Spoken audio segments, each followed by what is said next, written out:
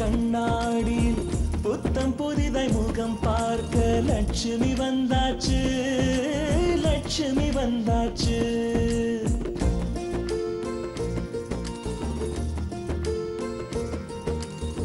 சொந்தமெல்லாம் தோரணமா மேளம் கொட்டி வரவேற்க லட்சுமி வந்தாச்சு, லட்சுமி வந்தாச்சு. அழகிய ஊஞ்சலாய் ஆடவே பாசத்தை பாடலாய் பாடவே குதூகலம் வீட்டில் பொங்கியோடவே குட்டி குட்டி கவிதைகள் ஒன்று கூடவே லட்சுமி வந்தாச்சு, லட்சுமி வந்தாச்சு, லட்சுமி வந்தாச்சு.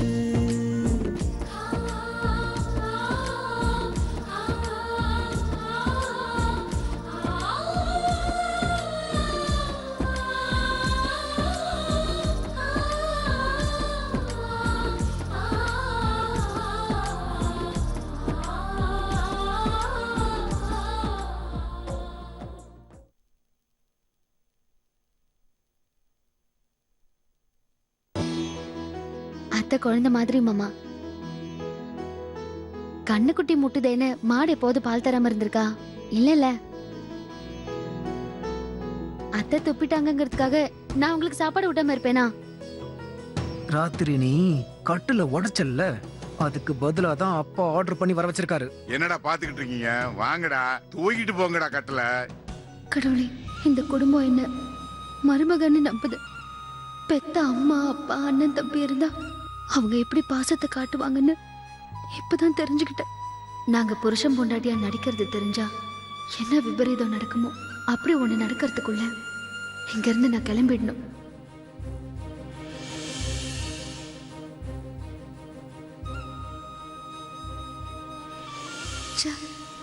கொஞ்ச நேரத்துல தப்பான முடிவு எடுத்துட்டேனே.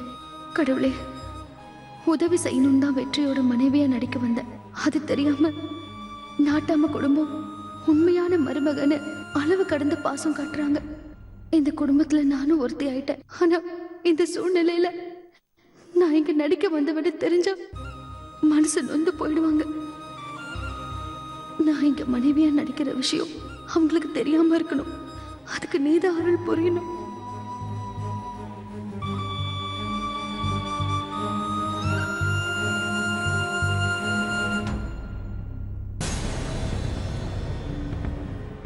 என்ன மன்னிச்சிருங்க. நந்தினி இப்படி பண்ணுவான்னு நான் கொஞ்சம் கூட எதிர்பார்க்கலங்க. மனமாடலியே உங்க பேச்ச கேட்காம அவ ஹாஸ்பிட்டல் போனால அப்பவே நான் உஷாராயிருக்கணும்.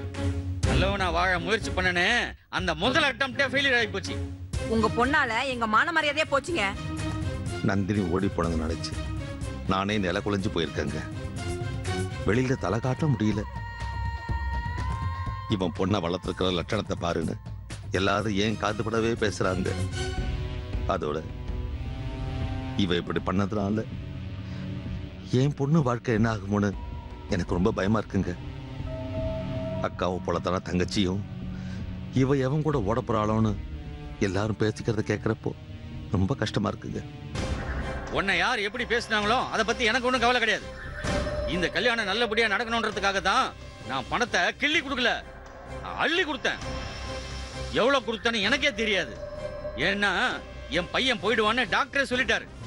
ஆனா என் பொண்டாட்டி நந்தினி ஜாதகத்துல தாலி பாக்கியம் கெட்டியா இருக்குதுன்னு நம்பினான். அவளை கல்யாணம் பண்ணா என் பையன் நல்லா இருப்பான். அவ எங்க இருந்தாலும் தேடி கண்டுபிடிச்சு கொண்டு வா. அதுக்கு பணம் வேணுமா? கேளு, நான் தரேன். அவ எங்க இருக்கான்னு தெரியலையேங்க. இதை நம்ப சொல்றியா? நம்ப சொல்றியா? என்ன நான் கொடுத்த பணத்தை பத்திரமா பாதுகாக்க தெரிஞ்ச உனக்கு கொடுத்த வாக்க பாதுகாக்க தெரியலையா? பணத்தை வாங்கிக்கிட்டு உன் பொண்ணை நீயே ஓடி போக சொல்லிட்டு இங்க வந்து நடிக்கிறியா? சார் என்ன சார் இது? என் மேல அபாண்டமா பழி போடுறீங்க. உங்ககிட்ட வாங்கின பணத்துக்கு வஞ்சனை இல்லாம நடிச்சு எல்லா விஷயத்தையும் நந்தினி கிட்ட மறைச்சு அவளை இந்த கல்யாணத்துக்கு சம்மதிக்க வச்ச. ஆனா கடைசி நேரத்துல நந்தினி இப்படி கழுத்தா இருப்பான்னு நான் கொஞ்சம் கூட எதிர்பார்க்கல. நந்தினியை தேடி கண்டுபிடிச்சு கொண்டு வராட்டி உண்மையிலேயே நான் உன் கழுத்தா இருக்க முடியா இருக்கும். என்னை பத்தி நல்லா தெரிஞ்சிருக்கும்னு நினைக்கிறேன். சார் உங்களை பத்தி தெரியும் சார், ஆனா நந்தினி எங்க இருக்கான்னு தெரியலையே சார். தேடாம இப்படி சொல்லக்கூடாது.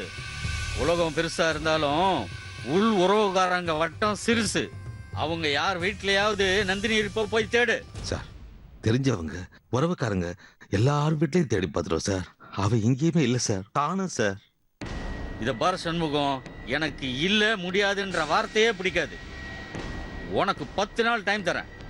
அதுக்குள்ள நந்தினியை தேடி கண்டுபிடிச்சு கொண்டு வர இங்க. அப்படி இல்ல நீங்க 2 பேருமே இந்த உலகத்துல இருக்க மாட்டீங்க. ஐ மீன் நீயும் உன் பொண்டாட்டியும். சார் நீங்க கொடுத்த பணத்தை எல்லாம் உங்ககிட்ட திருப்பி கொடுத்துறேன் சார். என்னையும் என் பொண்டாட்டி விட்டுருங்க சார் ப்ளீஸ். உயிர் மேல அவ்வளோ ஆசையா? ஆ? எனக்கு என் பையன் உயிரோட இருக்கணும்ன்ற ஆசையினால தான் உனக்கு 10 நாள் டைம் கொடுத்துருக்கேன். டயத்தை வேஸ்ட் பண்ணாம முதல்ல நந்தினியை தேடுற வேலையை பாரு. போ போ.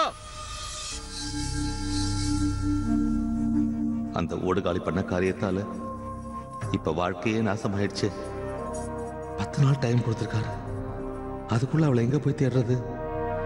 போ. ஆ?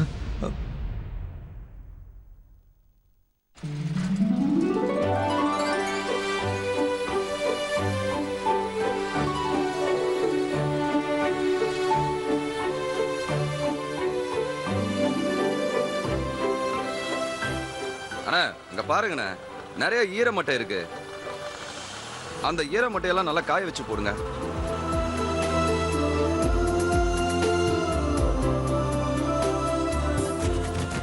அண்ணா பாத்துங்கண்ணே, கீழே சிதறாம போடுங்க. தம்பி நீங்க வேலையை பாருங்க, கொஞ்சம் கொஞ்சமா போடுங்க. பிளேடெல்லாம் இப்பதான் புதுசா மாத்திருக்கு.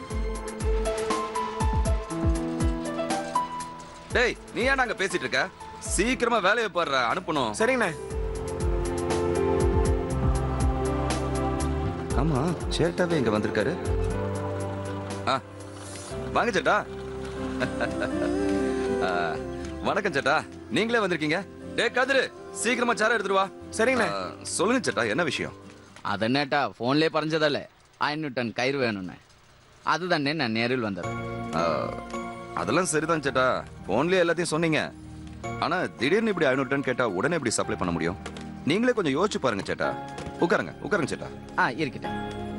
அது ரொம்ப கஷ்டம் சேட்டா. ஓ டே கதிரு, இவருக்கு குடிக்க ஏதாவது கொண்டு வா சீக்கிரம். சரிண்ணே. தங்கோலட்டா நீங்களோட பிசினஸ் வச்சு 3 மாசத்துலயே எனக்கு பெரிய ஆர்டர் கிட்டி. அதுதானே அந்த வள்ளி ஆர்டர் மிஸ் பண்ண எனக்கு விருப்பம் இல்ல. நீங்கள் எங்கேயாயினும் எத்தனை பெற்ற வேகமா செய்து தரணும். எப்படியாவதுன்னா எப்படி சேட்டா? எக்ஸ்ட்ரா மிஷின் வாங்கணும், எக்ஸ்ட்ரா லேபர்ஸ் போடணும். இதெல்லாம் உடனே நடக்கிற காரியமா? நீங்கள் மனசு வச்சா உடனே நடக்கும் சேட்டா. அதுகொண்டா தகவல் சேட்டன் நம்பி அட்வான்ஸை கொண்டு இங்க வந்தது. சரி, இது ரெகுலர் ஆர்டரா? இது 5 வருஷத்து கான்ட்ராக்டா. ஃபாரின்ல வள்ளிய கான்ட்ராக்ட் போட்டிருக்கேன். சின்ன மிஸ்டேக் இருந்தாலும் திருப்பி அனுப்பிடுவாங்க. அதுகொண்டா வேற எங்கும் போகாம நான் இவட. சரி, நீங்க சொல்றதும் நல்ல விஷயமா தான் தெரியுது, பண்ணிடலாம். சரி சேட்டா, உங்களுக்கு எந்த மாதிரியான கயிறு எந்த தேதியில வேணும்னு கேட்டீங்கன்னா அதுக்கேத்த மாதிரி ஏற்பாடு பண்ணிடுவேன். மாமா அங்க இருக்காரு. ஓ அது சரி, ഞാൻ നാട്ടിക്ക് പോയി விவரമായി ഫോണിൽ പറയും. பாத்துக்கலாம். வாமா லட்சுமி. சேட்டா, இது என் தம்பி வெற்றி, தெரியும்ல? ஹலோ. இது இவன் மனைவி லட்சுமி. வணக்கங்க. வணக்கம். தம்பி கல்யாணத்தை பெருசா பண்ணணும்னு நினைச்சோம். ஆனா காதல் அது இதுன்னு எப்படியோ முடிஞ்சு போச்சு. உங்களை கூப்பிடலன்னு தப்பா எடுத்துக்காதீங்க. அது சாரல்ல. உட்காருங்க மாமா. உட்காருங்க உட்காருங்க சேட்டா.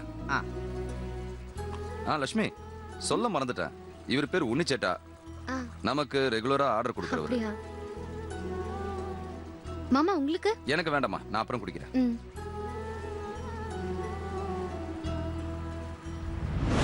ஆமா லட்சுமி, நீ சரியான நேரத்துல தான் வந்திருக்க. உன்னி சேட்டா ஒரு ஆர்டருக்காக அட்வான்ஸ் கொடுக்க வந்திருக்காரு. சரிங்க மாமா. அத நீ உன் கையாலேயே வாங்கிடுமா. மாமா நான் எப்படி? இங்க பாருமா லட்சுமி, இத நீ உன் கையால தான் வாங்கி ஆகணும். சேட்டா, எங்க லட்சுமி கையில பணத்தை கொடுத்து வாங்கினா என் தொழில் மட்டும் இல்ல உங்க தொழிலும் ஓஹோன்னு வளரும். அட்வான்ஸ் லட்சுமி கையிலே கொடுங்க, வாங்கிக்கம்மா. இது புடிங்க.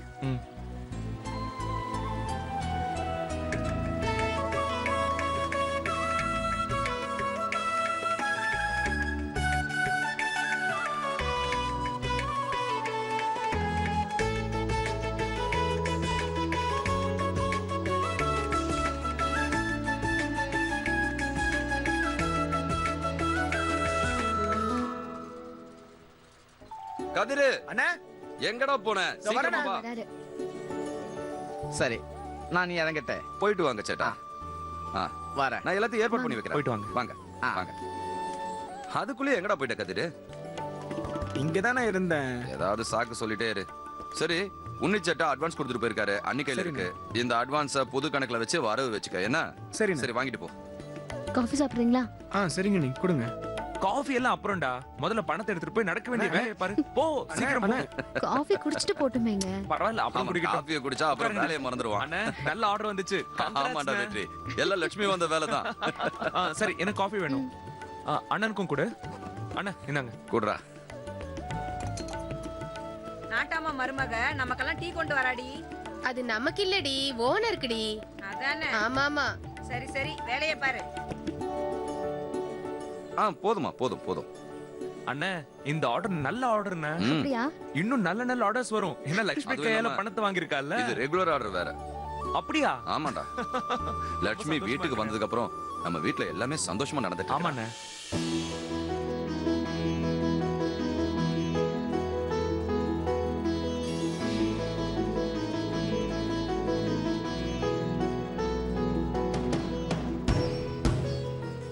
மாமா ஒரே நிமிஷம் வந்துடுறேன். இது வரேங்க. போயிட்டு வாமா.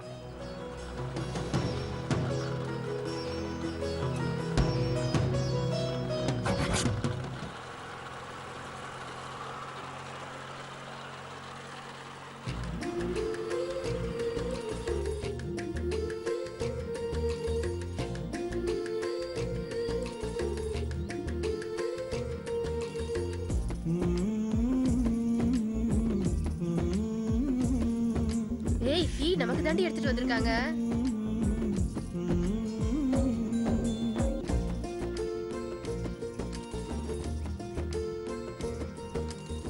சொந்தமெல்லாம் தோரணமா மேளம் கொட்டி வரவேற்க லட்சுமி வந்தாச்சு, லட்சுமி வந்தாச்சு.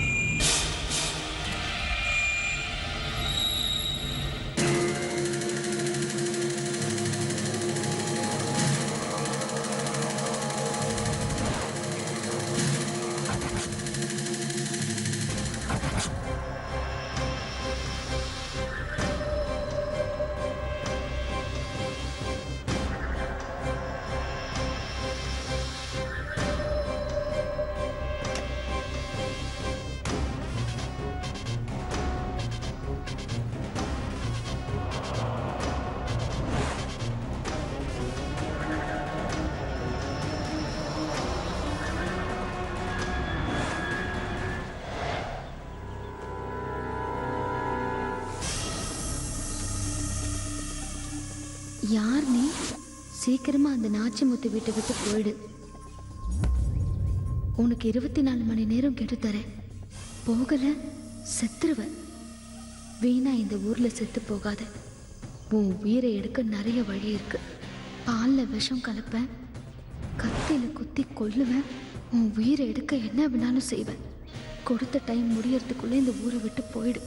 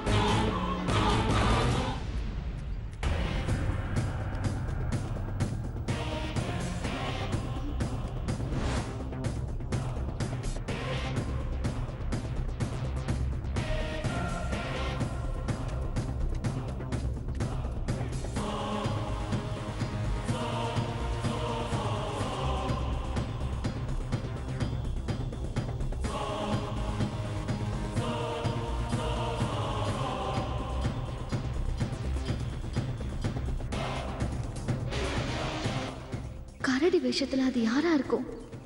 என்னது ஒரே மர்மமா இருக்கே. ஒன்னும் புரியலையே. யார் இந்த லெட்டரை எழுதியிருப்பா?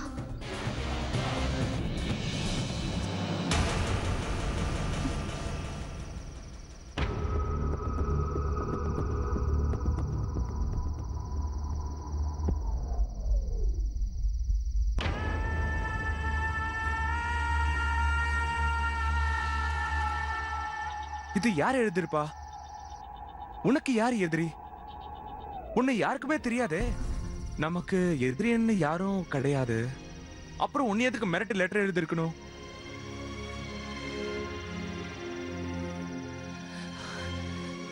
எவனோ ஒரு பேடி பைதான் பண்ணிருப்பா. நேருக்கு நேரா பேச தைரியம் இல்லாத ஒரு கோழை. அவனை சும்மா விடக்கூடாது. சத்தம் போட்டு பேசாதீங்க. இந்த பேப்பர் வந்து விழுந்தப்போ நான் கரடிய பார்த்தேங்க. என்ன? இந்த ஊர்ல கரடிய பாத்தியா? ஆமாங்க, நிஜமாவே நான் கரடியோட உருவத்தை பார்த்தேன்னு சொல்றேன்ல. நிஜமாவே அது கரடி காலடியா? ஆமா.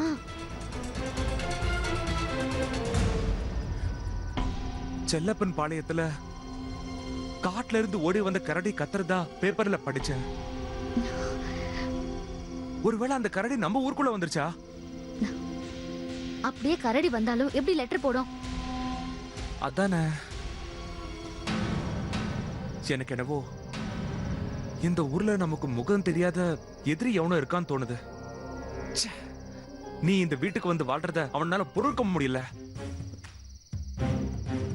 அவனோட கோவத்தோட வெளிப்பாடுதான் இந்த லெட்டர். அதிகமா கோவப்படுறவன் கண்டிப்பா முட்டாளதான் இருப்பான். இன்னைக்கு இல்லைனாலும் என்னைக்காவது ஒரு நாள் அவன் என் கையில மாட்டாமலையா இருப்பான். என்னைக்கு அவன் என் கையில மாட்டானோ அன்னைக்கு இருக்கு அவனுக்கு கச்சேரி. அப்போ நான் பார்த்த கரடி இந்த ஊருக்குள்ள கரடியா? சான்ஸே இல்ல. கண்டதை பத்தி நினைச்சு குழம்பி டென்ஷன் ஆக வேண்டாம். போய் தூங்குங்க. Good night.